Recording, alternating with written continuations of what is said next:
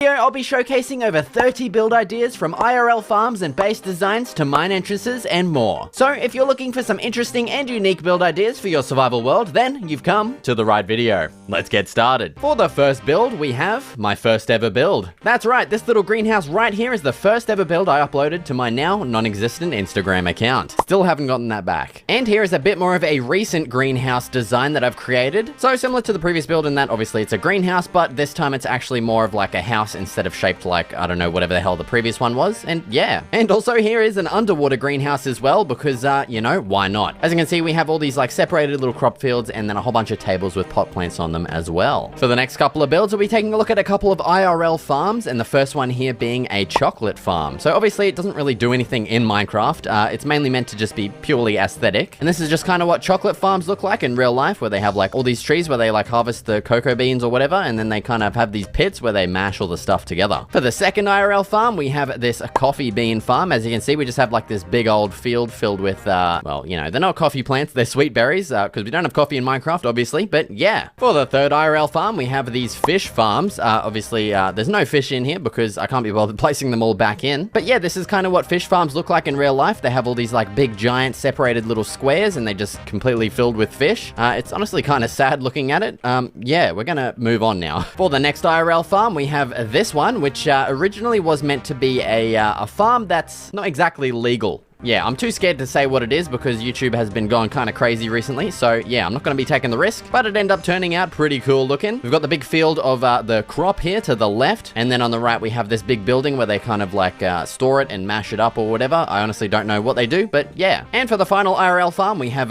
this one, which you might be able to tell what this is meant to be. They're a plant that you can smoke, you know what I'm saying? And so we just have like this indoor hydroponic setup where we have all of these plants here with some water next to them. And then we have these separated ones on these tables as well, and we even have some shelves up here as well. For the next build, we have this Ocean Trader build, and the idea for this base is actually taken from the game Sea of Thieves. As you can see, we've named it the North Star Seapost, which is from the game. And so basically it's just this giant rock in the middle of the ocean, and it has like a dock attached to it and a nice little trading stall as well. And then just as some bonus builds, we've placed a whole bunch of boats around this. As you can see here, we have like a pretty big like canoe style boat or something like that. I honestly don't really know what kind of boat this is meant to be. Over here we have a little bit of a bigger one. This one's more of like a canoe kind of thing as well. And then back over here towards the actual dock, we have a bigger boat again with like, yeah, I don't know how this would work. This is meant to be like a sail, but yeah, this one was made by Extra Builds, so we'll just blame him for that. And then we have all these other ships over here as well. I might as well just showcase these real quick. So we have a big old pirate ship here. We have even a smaller one over here, and then a second bigger one, and then another bigger one again. This one's actually modeled after the sloop from the game Sea of Thieves as well. And then over here we have like a survival raft as well, which is pretty cool. And for the next build, we have the upgraded Ocean Trader. So this is kind of the V2. As you can see, it takes up a much larger rock in the middle of the ocean. We have a massive dock this time that sprawls across the entire front area, and this is obviously like the boat parking area over here as well. And then as we come through this, we just have like a whole bunch of random little trading stalls just pretty much scattered everywhere throughout this little rock island thing. We've also got a little boat rack over here as well, and a nice campfire up here beside this palm tree as well. Next up, we're taking a look at a couple of different mine entrance designs, with this first one here being I don't know what to call this one. It's just a normal mine entrance, okay? So yeah, for this one, we've carved out like the side of like I guess a theoretical hill. As you can see, it's just this little section here. On the outside, we've added a couple of decorations around the place, like some chests and barrels and this nice minecart railway as well. On the inside, we've added this racing support thing too. For the next one, we have one that's pretty similar to the previous one, except it's a little bit more overgrown, I guess. And so we've just pretty much added a whole bunch of leaves around the place. We've added in some mossy cobblestone texture as well. Also, adding in some vines and glowberries will help make your mine entrance look a little bit more overgrown as well. For the third mine entrance, we have the Japanese themed one. So as you can see, we have like a bit of a torii gate at the entrance of this one. And then heading on inside, you know, it's just a pretty standard mine entrance. Yeah, we've got like a barrel pile over here and then just some random little crafting blocks as well. And for the final mine entrance, we have a desert themed one. So as you can see, we have these two little castle towers on the left and right side, and in between them is obviously the entrance to the mine. And yeah, we've gone with a little bit of like an Egyptian themed one with some chiseled sandstone here, and then we have this red sandstone as as well in the middle of the tower here, and we have this nice little flag up here as well. Next up, we have my second build that I ever created, this one being a windmill design. We have this big old sprawling crop farm around the area, and then we have our, obviously, windmill in the center. A nice little detail that I added to this as well is having these little lampposts around the place, and also these scarecrow designs too. And next, just taking a look at another couple of windmill designs that we've made. This one here is made by Extra Builds, and as you can see, it's, yeah, it's pretty crazy. We've got like this multi-roofed freaking thing. I don't even know what this is like. I don't know. It's just so crazy. And then we have this ginormous wheat field around it as well, which is pretty cool. And then for this next build is one that I created, and this one was meant to be an upgrade to my second ever build that I showcased previously. So as you can see, we have a pretty similar design for a windmill here. It's a little bit more of an intricate design, and we also have this big old sprawling wheat field around the place as well. Next up, we have this arched overgrown pathway design that me and Extra Builds created very recently. And this one was actually built using a reference picture right here. We did change it up a little bit to make it our own. We made it a whole lot more overgrown. And yeah, I feel like this build could be a pretty nice kind of pathway that could lead up to your base or something like that. Next up, we have this lakeside base design. As you can see, it is pretty simple, but pretty cool looking. We added like this massive window here, and that obviously lets you see inside of the entire base. Over here, we have this like toggleable armor stand lighting up thingamajiggy. I honestly don't know why anyone would build that.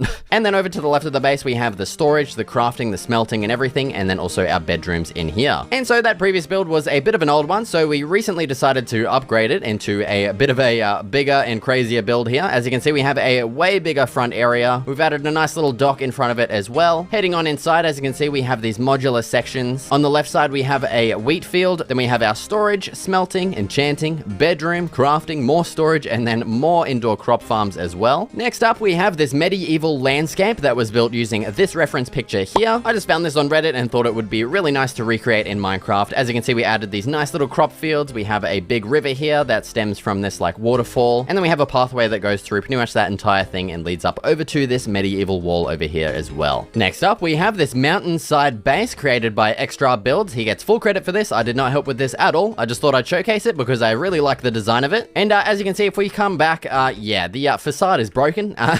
It's on this giant floating slab of stone.